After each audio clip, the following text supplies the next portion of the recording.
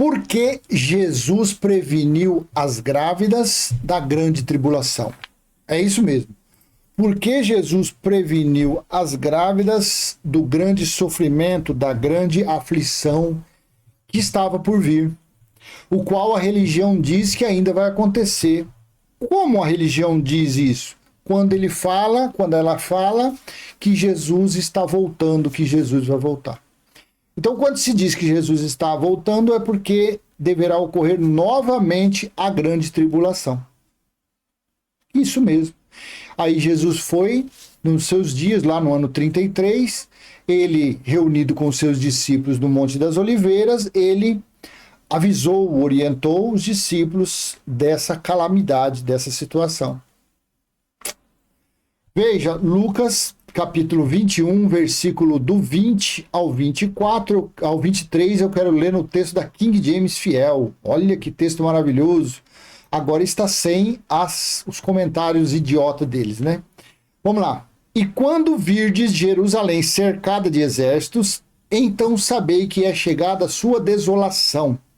Desolação é o mesmo que devastação, destruição. Então Jesus estava falando para os seus discípulos, quando eles vissem Jerusalém cercada, claro, os discípulos que estivessem vivos naqueles dias, então era para saber que tinha chegado o juízo, o dia do Senhor. 21. Então deixai os que estiverem na Judéia fugirem para os montes, e deixai os que estiverem no meio dela saírem, e não deixai os que estiverem no campo entrarem nela. Ou seja, quem estivesse em Jerusalém era para dar linha na pipa, e quem estivesse fora não era para entrar, porque a cuíca ia roncar dentro de Jerusalém. Você veja bem, o juízo, a sentença, o cálice da ira de Deus foi destinado a um local específico chamado na parte interna de Jerusalém. A parte interna, dentro de Jerusalém, dentro dali do caldeirão. A verdade foi essa. 22. Porque estes são dias de vingança, para que tudo o que está escrito seja cumprido. O que significa tudo? Tudo significa tudo. E se tudo significa tudo, então o tudo já foi cumprido. Porque esse cerco aconteceu no ano de 69 e terminou no ano de 70, no mês de agosto. Há quase 2000 anos. 23. Mas ai das grávidas e das que amamentarem naqueles dias, porque haverá grande aflição na terra e ira sobre este povo. Precisa ser mais específico do que isso? Aonde iria acontecer a grande tribulação? A grande tribulação seria contra que povo, que nação? É uma fraude ou é uma mentira, ou não é uma mentira da religião dos religiosos? Milhões. E o duro deles ficarem avisando que Jesus está voltando, que a grande tribulação ainda vai acontecer. Gente, quando você lê isso daqui, aí você encontra com um religioso, conhecido, um vizinho, e você vê que ele é uma pessoa analfabeta, tudo bem que aí é uma pessoa que não tem estudo, não consegue interpretar um texto. Mas o duro é quando você se depara com uma pessoa formada, uma pessoa com nível médio, nível superior, e as pessoas acreditando que Jesus ainda vai voltar. O duro é você ver uma pessoa que diz que é formada em teologia. Teologia é um curso superior, é uma licenciatura. O cara estudar 4 anos no nível superior e falar que Jesus vai voltar. Como que foi um TCC, um trabalho de conclusão de curso, de uma pessoa dessa? Que se diz um teólogo, que se diz um doutor, que se diz um professor de teologia. O cara não consegue interpretar um negócio desse aqui. Mas ai das grávidas e das que amamentarem naqueles dias, porque haverá grande aflição na terra e ira sobre este povo. Aí eles pegam isso como se estivesse sendo falado, foi falado semana passada, o mês passado. Eles não conseguem respeitar o tempo verbal, eles não conseguem respeitar a cronologia. E diz isso. Mas claro que Jesus falou isso tirado de algum lugar. Em Lucas 23, no 26 ao 31, também ele falou. Falou também lá. Olha aqui, ó, Jesus crucificado. Lucas 23, do versículo 26 ao 31. E enquanto o conduziam, eles pegaram um certo Simão, sirineu, que vinha do campo, e colocaram nele a cruz, para que ele pudesse carregá-la após Jesus. E seguia uma grande multidão de povo e de mulheres, que também pranteavam e lamentavam por ele. Mas Jesus, voltando-se para elas, disse: Filhas de Jerusalém, não choreis por mim, mas chorai por vós mesmas e por vossos filhos. Você vê, Jesus aqui estava falando que elas estavam chegando dali a 37 anos e iria findar aquela geração, a geração dos 70 anos, e era justamente quando ia acontecer Apocalipse 1:10, quando iria iniciar o dia do Senhor, no ano 66. Então Jesus já estava prevenindo elas para não perder tempo chorar por ele, porque ele estava cumprindo as escrituras. Agora o que viria sobre elas, aí que a coisa ia pegar. 29. Porque eis que virão dias em que dirão: abençoadas são as estéreis, e os ventres que nunca geraram, e os peitos que nunca amamentaram. Você entendeu isso aqui? Então Jesus estava falando aqui, ó, porque eis que virão dias em que dirão, quer dizer, abençoadas são as estéreis, as mulheres que não poderiam engravidar, e os ventres que nunca geraram. Por quê? Porque eu vou ler Deuteronômio e você vai entender por que Jesus estava alertando as mulheres, as grávidas e as que amamentavam naqueles dias. Quando se fala naqueles dias, foram os dias da vingança, foram os dias do Senhor, que durou 3 anos e meio. Mas o mais terrível durou 390 dias, 13 meses, que foi de julho de 69 a agosto do ano 70.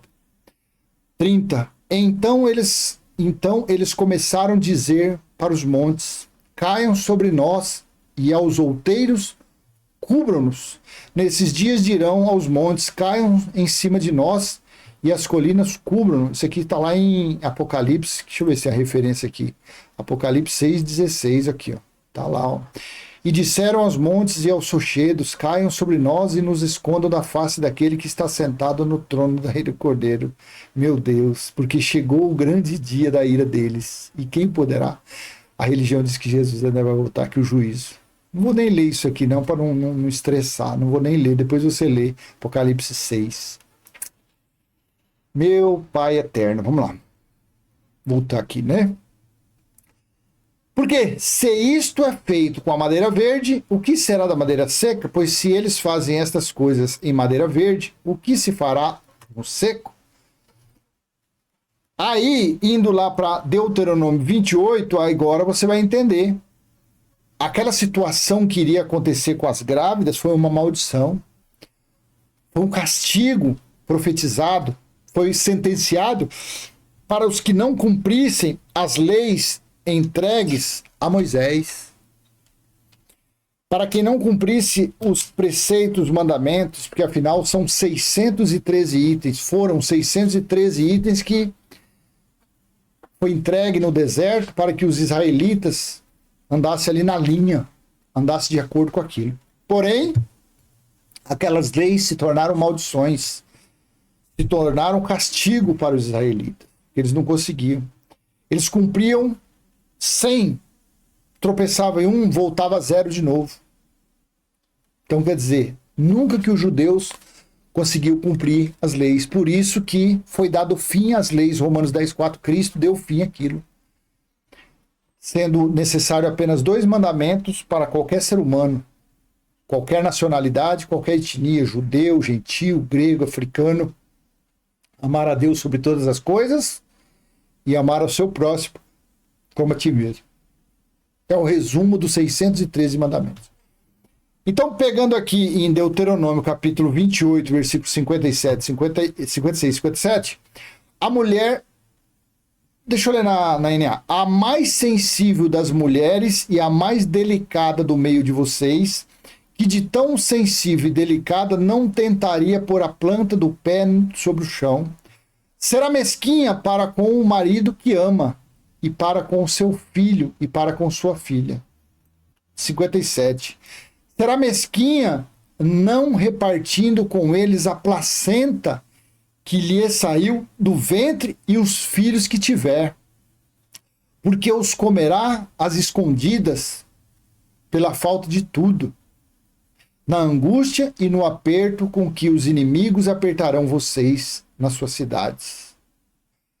E para com a placenta que lhe sair entre os pés, e para com os filhos que terá, porque ela os comerá secretamente por falta de todas as coisas, no cerco e apuro com que o teu inimigo te afligirá em tuas portas. Isso aqui aconteceu em Samaria, quando o rei da Babilônia cercou, e depois pela segunda vez veio acontecer lá em Jerusalém, durante o cerco a Jerusalém, que Jesus preveniu as grávidas. Foi o castigo sobre eles, foi maldição de Deus sobre eles. Em Lamentações capítulo 4, versículo 9, mais felizes foram as vítimas da espada do que as vítimas da fome, porque estas se desfiam, atingidas mortalmente pela falta do produto do campo. 10. As mãos das mulheres que antes eram compassivas cozinharam seus próprios filhos. Estes lhes serviram de alimento quando a filha do meu povo for destruída. A filha do meu povo aqui era Samaria? Não. A filha do meu povo era Jerusalém. Então, esta profecia se dirigia a Jerusalém no ano 70, quando Jesus falou. Já você, olhando aqui em Deuteronômio, aqui se referia, está lá em 1 Reis, alguma coisa, aqui se referia a Samaria.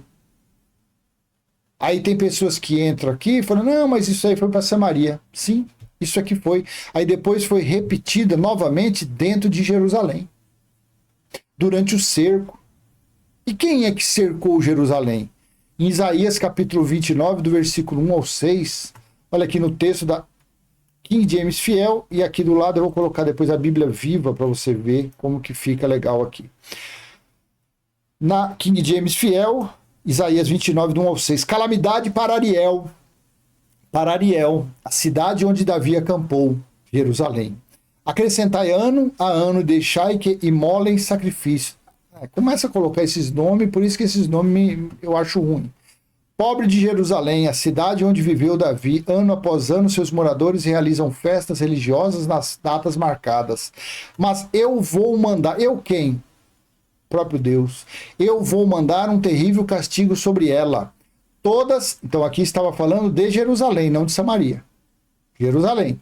Mas eu vou mandar um terrível castigo sobre ela. Todos vão chorar e lamentar muito. Jerusalém será exatamente o que significa o seu nome Ariel, um altar coberto de fogo e sangue. Foi assim que aconteceu de 69 ao ano 70 ou não foi? Eu mesmo serei seu inimigo, cercarei Jerusalém. Eu vou levantar fortes à sua volta para destruir você. Voltando aqui, no texto aqui fala, na Deuteronômio 28, 56, que a coisa seria durante o cerco.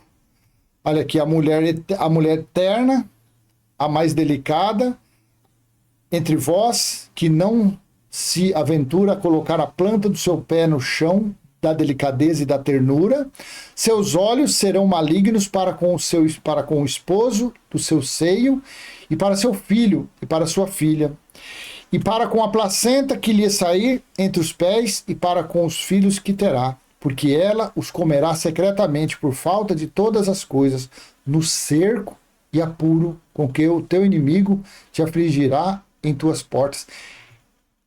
Ela, na Bíblia Viva, ela esconderá o neném que acabou de ter e as coisas que saírem dela junto com o bebê, para comer tudo sozinha.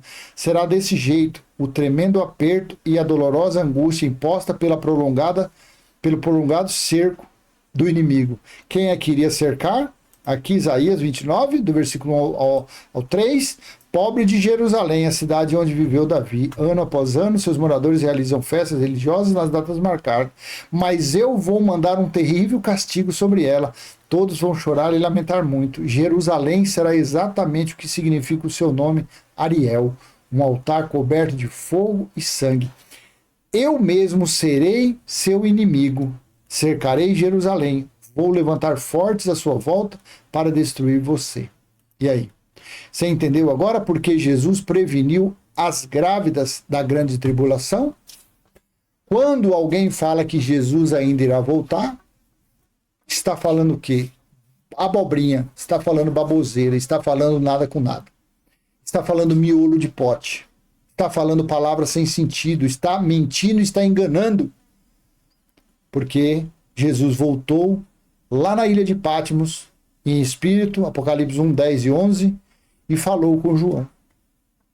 Porque ele já tinha orientado em Lucas 21, 22, Pedro, se eu quiser que João fique vivo até que eu volte, quando foi lá no ano 70 ou 66, porque o dia do Senhor durou 3 anos e meio, Cristo voltou e trasladou, levou João em espírito a Jerusalém, onde tinha chegado o grande e terrível dia do Senhor. Tá bom? Por isso que Jesus orientou, preveniu e avisou, ai das grávidas naqueles dias, porque o sofrimento iria ser grande e iria ser uma aflição como nunca houve na terra, e segundo ele mesmo diz, nunca mais iria haver algo, nem a Segunda Guerra, nem a Primeira Guerra foi tão terrível quanto o que aconteceu no cerco ocorrido em Jerusalém.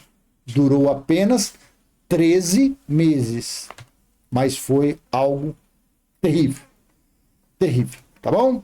Então vou deixar essa pequena mensagem com você, peço que você venha contribuir com o nosso canal, ó, dando aquele joinha, comentando, compartilhando, se inscrevendo e ativando o sininho para receber novas notificações em primeira mão. Até a próxima, se assim o Pai do nosso Espírito permitir. Tchau, tchau.